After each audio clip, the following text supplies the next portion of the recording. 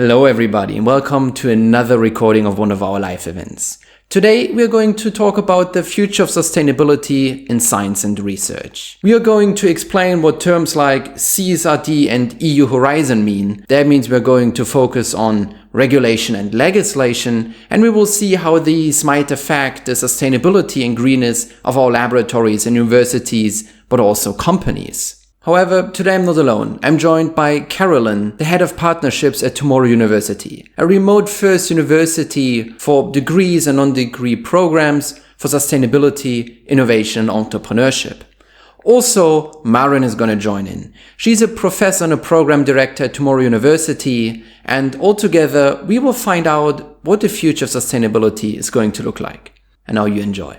Can you explain to me what is CSRD, what does it stand for, and why should we all know about it? Sure, Caro. So I guess most of you have heard it before. The CSRD is the Corporate Social Responsibility Directive, which the EU agreed upon in January. It came into effect, they agreed upon it earlier, but it came into effect this January 2024.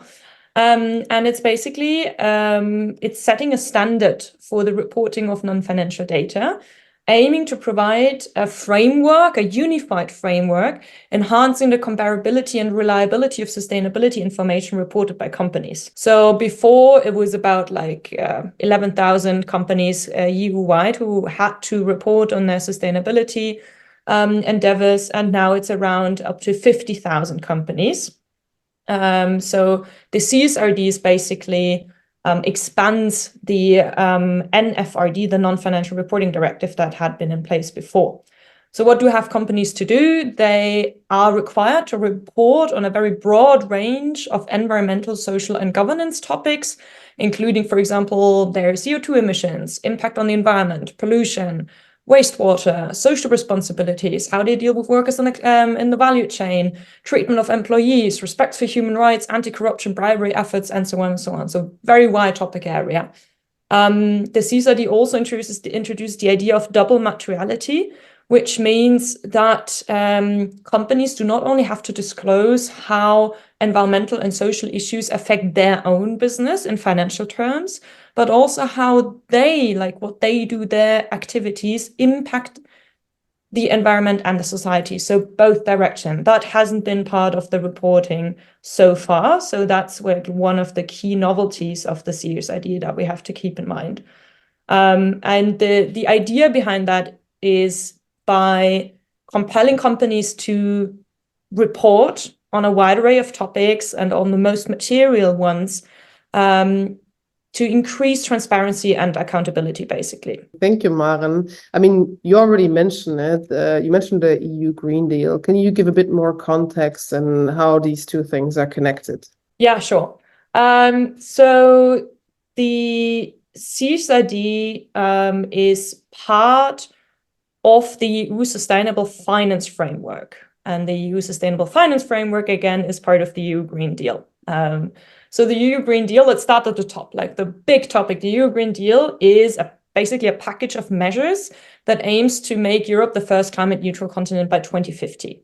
And it covers a wide range of sectors, including energy, agriculture, economy, transportation, etc. And this will require a lot of investments. And to finance this kind of transition, the EU has also put into place the Sustainable Finance Framework. So, and this framework, in order to meet the emission reduction targets, for example, estimates that, for example, we'll need about 350 billion euros in investment annually in the field of energy systems alone over this decade. So huge amount of money needed alone for this transition. So the Sustainable Finance Framework wants to redirect some of the private financial flows from the private sector, from the industry, into sustainable economic activity. Because the public sector can't do it alone. That's the basic message. So we need the private sector to jump in with investments. And to facilitate that, they want to increase the transparency and thus reduce the attractiveness of investments in unsustainable activities and assets. I'm very curious to hear, based on everything Maren just explained about the CSRD directive and EU Green Deal, how do you believe will researchers globally be impacted by CSRD and the Green Deal?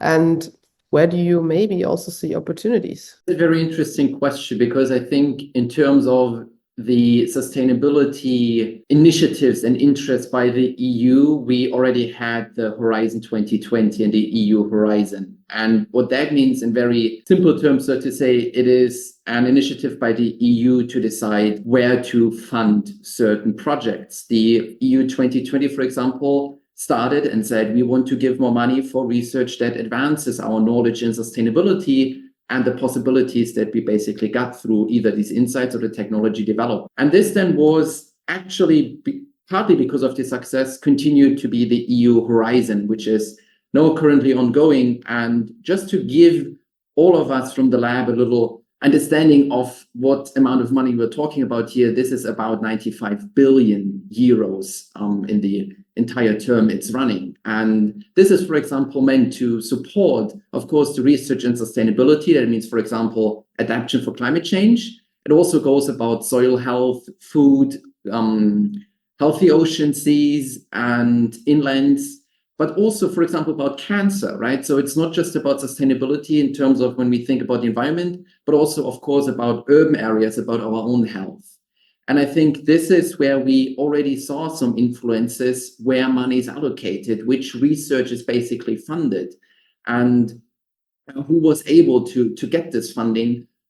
In terms of the CSRD, I think so far we haven't seen that much, but what I could certainly imagine to be happening in the nearer future is that obviously the items that you buy from companies that produce in Europe, whether this is just some plastics for the laboratory or this is some antibodies or some reagents, you might see that they will be able to report a little bit more in detail about the footprint of these articles, so that if you want to make a choice that is greener, you can opt for these. However, that might also potentially go along with an increase in price, because obviously now these companies have to see who are they purchasing from, right?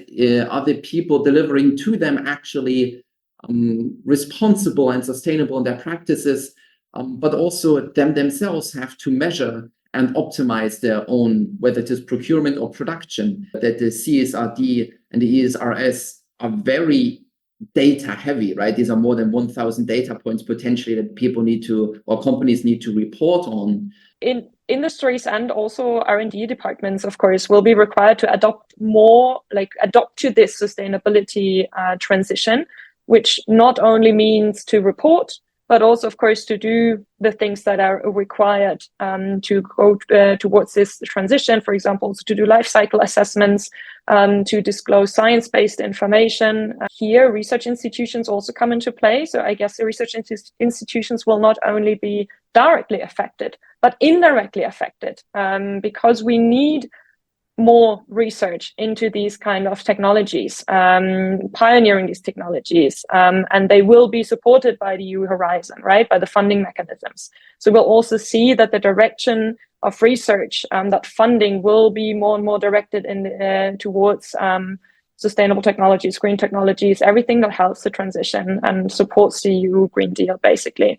Also to be considered that, especially for science, the EU Horizon is incentivizing and to some extent requiring to follow the guidelines of open access research. That means your data should be available to everybody. But also then when we think about the publishers, right, one of the most renowned publishers such as Science and Nature are basically companies. And also they have to basically move and show what is our carbon footprint and what do we do for potentially open science? What do we do to support sustainability in research, in innovation, in progress? Everything you just explained makes us hopeful but cautious about the future. And especially when we're looking into the job market, Patrick, I would be curious to see where do you see potential challenges researchers are facing today, and also maybe the question, how can we prepare, in order to be relevant and ready for what's to come until 2050? First and foremost, awareness of sustainability. I mean, I think we see it here. We know how important this topic is, but how few people are actually aware of it.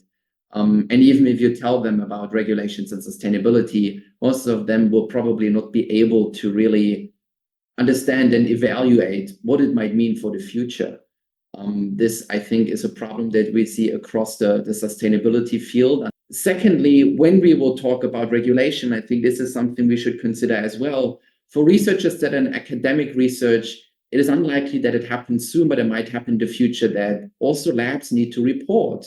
They need to measure their footprint. They need to tell where do they buy from? Procurement, right? Why do you choose this item instead of that one if, again, the latter is more sustainable?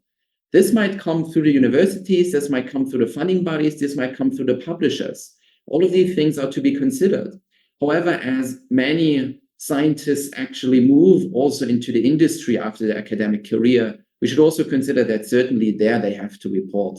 There they cannot be naive to this topic because, as we see with CSRD, this is such a big package that there's not a single sustainability officer taking care, right? This is going through the entire company, and especially if you want to take a higher position, you will be affected by this. So I think to just get a good grasp on what all of this is actually about, what it means, is the most important thing, and therefore to learn about it, whether this is in webinars as this one, whether this is by your own reading, whether this is, again, Tomorrow University, through the courses that you offer, whether this is through your favorite YouTuber, whatever it might be. I think this is just an important topic that will certainly help you in the future, not just to show your employer, hey, I know how to deal with the things, I might be better suited for this position than somebody else, but also to make your own life much more easier, because otherwise you will have your job and something else to do on the side that you're required. Whereas now you can prepare yourself and then already be ready to implement it with all the experiences you've already made. So to cultivate a sustainability literacy and to gain a profound understanding of what are the principles and practices that we need now is super important. And this does not only cover environmental issues, but also questions of social equity, for example, and of course also economic viability. One keyword you said is literacy. Even that you at Tomorrow University can offer such courses is, on the one hand, great. On the other hand, I think it is just the perfect symptom of we do not have this education at our own universities, right? It should normally be implemented in all the bachelors and masters that we do. We see this a little bit of everybody who attended 2 weeks ago. The ACS, the American Chemical Society, has now got it through that. If you do a bachelor's that is accredited by them, you have to learn about the 12 principles of green chemistry. And ESG, right? It is not just the environment. It is other aspects as well. And I think this is also missing for most people. And when I now think about, my own supervisors and my own research experience, of course, we are all overwhelmed and overworked. The point is that sustainability will come. And this is just another aspect on top of it. I've been talking to some group leaders and I said, I appreciate sustainability, but I'm not a fan of it because I know it's just another thing I need to report on when I apply for grants. And it is sad, but it is the truth. And I think exactly this is what we need now to have this, or to appreciate the time we still got where it's not necessary to do something about it, to actually learn and to prepare ourselves. Because the point is that when it is then there, you do not know whether it is already too late for you, right? I mean, this always sounds like a catastrophe is coming, and I don't want to say that the world is going under if we do not reduce our carbon footprint within the next 5 years. But it certainly will contribute to a small catastrophe for yourself, because if you then want to do your research and you can't, this will certainly not be anything that you will enjoy. That certainly will not be convenient, but you need to go through this. And thus learning about what you can do in the lab or what it might mean for your position and your job. Or on the other hand, to maybe think about what do you want to research on?